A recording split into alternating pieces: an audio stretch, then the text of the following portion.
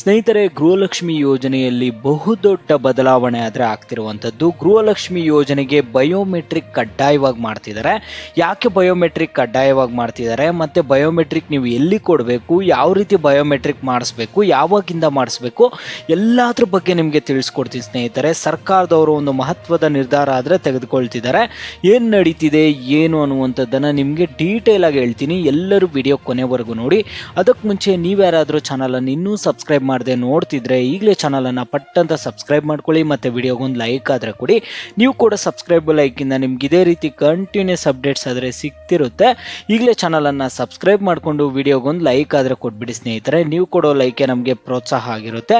ಈಗಾಗಲೇ ಯಾರು subscribe like ಮಾಡಿ ವಿಡಿಯೋ ನೋಡ್ತಿದ್ರು ಎಲ್ಲರಿಗೂ ನನ್ನ ಒಂದು ಹೃದಯಪೂರ್ವಕ ಧನ್ಯವಾದಗಳು. ನೋಡಿ ಸ್ನೇಹಿತರೆ, ನಾನೀಗ ಡೈರೆಕ್ಟಾಗಿ ಟಾಪಿಕ್ಗೆ ಬರ್ತೀನಿ.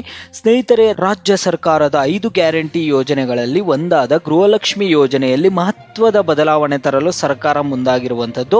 ಯೋಜನೆಯ ಹಣದ ದುರ್ಬಳಕೆ ತಡೆಗಟ್ಟುವ ಉದ್ದೇಶದಿಂದ ಫಲಾನುಭವಿಗಳಿಗೆ ಬಯೋಮೆಟ್ರಿಕ್ ವ್ಯವಸ್ಥೆ ಜಾರಿಗೊಳಿಸಲು ಇಲ್ಲಿ ಸರ್ಕಾರ ಆದರೆ ನಿರ್ಧರಿಸಿರುವಂಥದ್ದು. ಸ್ನೇಹಿತರೆ, ಮಹಿಳಾ ಮತ್ತು ಮಕ್ಕಳ ಕಲ್ಯಾಣ ಇಲಾಖೆ ಈ ಕುರಿತು ಅಗತ್ಯ ಸಿದ್ಧತೆಗಳನ್ನು ಪೂರ್ಣಗೊಳಿಸಿದ್ದು ಶೀಘ್ರದಲ್ಲೇ ಬಯೋಮೆಟ್ರಿಕ್ ವ್ಯವಸ್ಥೆ ಜಾರಿಗೆ ಬರಲಿದೆ ಎಂದು ಅವರು ಮಾಹಿತಿ ಆದರೆ ಕೊಡ್ತಿದ್ದಾರೆ. ಅನರ್ಹರಿಗೆ ಗೃಹಲಕ್ಷ್ಮಿ ಯೋಜನೆಯ ಹಣ ಪಾವತಿಯಾಗುತ್ತಿರುವುದು ಹಾಗೂ ಮೃತಪಟ್ಟವರ ಖಾತೆಗಳಿಗೆ ಸಹ ಹಣ ಜಮೆಯಾಗುತ್ತಿರುವ ಬಗ್ಗೆ ಆರೋಪಗಳು ಕೇಳಿಬಂದ ಹಿನ್ನೆಲೆಯಲ್ಲಿ ಸರ್ಕಾರ ಈ ಕ್ರಮ ಆದರೆ ಕೈಗೊಳ್ಳುತ್ತಿದೆ.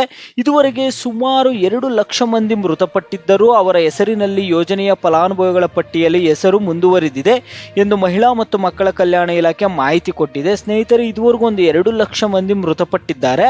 ಈಗ ಈ ಮುಂಚೆ ಗೃಹಲಕ್ಷ್ಮಿ ಹಣ ತೆಗೆದುಕೊಳ್ತಿದ್ರು, ಆದರೆ ಈಗ 2 ಲಕ್ಷ ಮಂದಿ ಇಲ್ಲಿ ಮೃತಪಟ್ಟಿರುವಂಥದ್ದು. ಆದರೂ ಅವರ ಹೆಸರಲ್ಲಿ ಇಲ್ಲಿ ಗೃಹಲಕ್ಷ್ಮಿ ಹಣ ಆದರೆ ಅವರ ಖಾತೆಗಳಿಗೆ ಜಮಾ ಆಗ್ತಿರುವಂಥದ್ದಂತೆ. ಸ್ನೇಹಿತರೆ, ಗೃಹಲಕ್ಷ್ಮಿ ಯೋಜನೆಯ 31ನೇ ಕಂತಿನ ಹಣದಿಂದ ನಿಮಗೆ ಕರೆಕ್ಟಾಗಿ ಹಣ ಬರಬೇಕು ಅನ್ನೋದಾದರೆ ನೀವೆಲ್ಲರೂ ಈ ಒಂದು ಕೆಲಸವನ್ನು ಮಾಡಲೇಬೇಕಾಗುತ್ತೆ. ಏನು ಮಾಡಬೇಕು ಏನು ಅನ್ನುವಂಥದ್ದನ್ನು ತಿಳಿಸ್ಕೊಡ್ತೀನಿ ಸ್ನೇಹಿತರೆ. ಗೃಹಲಕ್ಷ್ಮಿ ಯೋಜನೆ ಮಹತ್ವದ ಬದಲಾವಣೆ ಆದರೆ ಆಗ್ತಿರುವಂಥದ್ದು.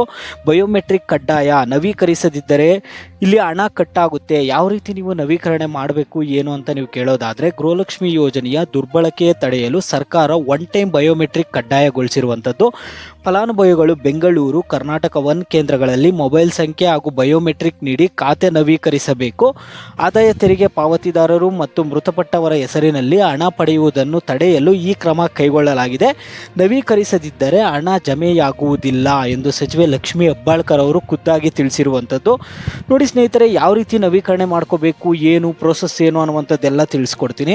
ರಾಜ್ಯ ಸರ್ಕಾರದ ಮಹತ್ವಾಕಾಂಕ್ಷಿ ಗೃಹಲಕ್ಷ್ಮಿ ಯೋಜನೆಯಲ್ಲಿ ತಂತ್ರಜ್ಞಾನ ಆಧಾರಿತ ಭಾರಿ ಬದಲಾವಣೆಯೊಂದನ್ನು ತರಲು ಸರ್ಕಾರ ಮುಂದಾಗಿರುವಂಥದ್ದು. ಯೋಜನೆ ದುರ್ಬಳಕೆ ಹಾಗೂ ಅನರ್ಹರಿಗೆ ಹಣ ಸಂದಾಯವಾಗುವುದನ್ನು ಇಲ್ಲಿ ತಡೆಗಟ್ಟೋದಕ್ಕೆ ಒನ್ ಟೈಮ್ ಬಯೋಮೆಟ್ರಿಕ್ ವ್ಯವಸ್ಥೆ ಆದರೆ ಜಾರಿಗೆ ಮಾಡ್ತಿರುವಂಥದ್ದು. ಪ್ರಸ್ತುತ ಯೋಜನೆಯ ಲಾಭ ಪಡೆಯುತ್ತಿರುವ ಎಲ್ಲ ಫಲಾನುಭವಿಗಳು ತಮ್ಮ ಖಾತೆಯನ್ನು ಬಯೋಮೆಟ್ರಿಕ್ ಹಾಗೂ ಮೊಬೈಲ್ ಸಂಖ್ಯೆಯೊಂದಿಗೆ ಮರುನೋಂದಣಿ ನವೀಕರಣ ಮಾಡಿಕೊಳ್ಳುವುದು ಕಡ್ಡಾಯವಾಗಿದೆ. ಒಂದು ವೇಳೆ ನವೀಕರಿಸದಿದ್ದರೆ ಬ್ಯಾಂಕ್ ಖಾತೆಗೆ ಹಣ ಜಮೆಯಾಗುವುದಿಲ್ಲ.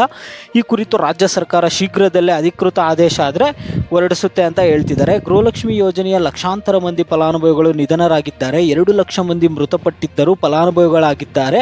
50,000ಕ್ಕೂ ಹೆಚ್ಚು ಆದಾಯ ತೆರಿಗೆ ಪಾವತಿದಾರರು ಯೋಜನೆಯ ಲಾಭ ಪಡೆಯುತ್ತಿರುವಂಥದ್ದು. ಅರ್ಹ ಫಲಾನುಭವಿಗಳಿಗೆ ಮಾತ್ರ ಯೋಜನೆಯ ಲಾಭ ಸಿಗಲಿ ಎಂಬ ಉದ್ದೇಶದಿಂದ ಇಲ್ಲಿ ಗೃಹಲಕ್ಷ್ಮಿ ಯೋಜನೆಯ ಖಾತೆಗಳನ್ನು ಮತ್ತೊಮ್ಮೆ ನವೀಕರಣ ಮಾಡಲಾಗುತ್ತಿದೆ ಎಂದು ಮಹಿಳಾ ಮತ್ತು ಮಕ್ಕಳ ಕಲ್ಯಾಣ ಸಚಿವೆ ಲಕ್ಷ್ಮಿ ಹೆಬ್ಬಾಳ್ಕರ್ ಅವರು ತಿಳಿಸಿಕೊಡ್ತಿರುವಂಥದ್ದು. ನಿಧನರಾದವರು ಸದ್ದಿಲ್ಲದೆ ಹಣ ಪಡೆಯುತ್ತಿದ್ದರು. ಹೀಗಾಗಿ ಗೃಹಲಕ್ಷ್ಮಿ ಫಲಾನುಭವಿಗಳು ಬದುಕಿರುವ ಬಗ್ಗೆ ಜೀವಿತ ಪ್ರಮಾಣ ಪತ್ರ ಸಲ್ಲಿಸಲು ನಿರ್ಧರಿಸಲಾಗಿತ್ತು ಈ ಮೊದಲು.